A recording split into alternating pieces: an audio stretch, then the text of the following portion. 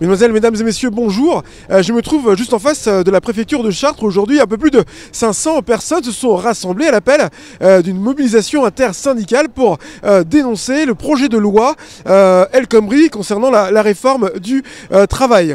Plus d'explications en images. Est-ce que vous pouvez nous présenter la raison de cette mobilisation intersyndicale aujourd'hui face à la préfecture ? Alors déjà, j'ai fait un petit historique sur ce qui était le Code du travail et comment on l'a obtenu. Ça a été obtenu par des millions de salariés qui sont descendus dans la rue avec des grèves, des manifestations. Nous avons obtenu des acquis sociaux. C'est la pire des régressions que nous n'avons pas eues depuis des années et des années. La CGT n'est pas décidée à revenir au 19e siècle. Aujourd'hui, tout le monde est concerné.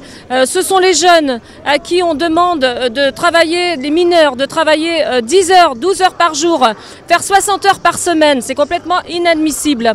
Ce sont les indemnités légales de licenciement prud'homal qui vont être plafonnées.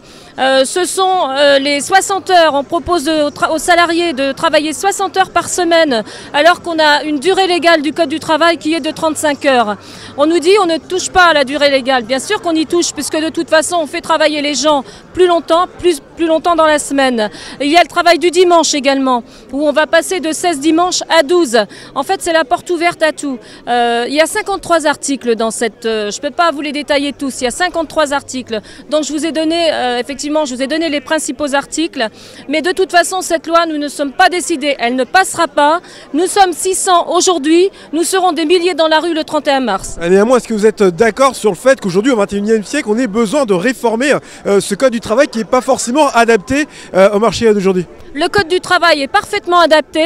Non seulement on doit le garder, ce code du travail tel qu'il est, il est ni négociable ni amendable, mais en plus on doit le renforcer pour la protection des salariés. Une déception, le fait qu'elle soit proposée par un gouvernement de gauche.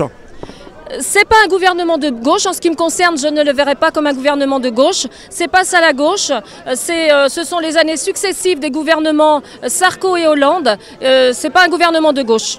Alors peut-être une petite déception aujourd'hui, je regarde, il n'y a pas de lycéens aujourd'hui qui sont venus vous rejoindre. Est-ce que dans l'organisation vous les avez invités? Comment ça s'est passé alors que dans d'autres villes en France, ils sont venus rejoindre les syndicats? Alors il faut savoir que sur le département d'Eure-et-Loir, les lycéens ne sont pas structurés. Donc c'est très difficile effectivement qu'ils se mobilisent.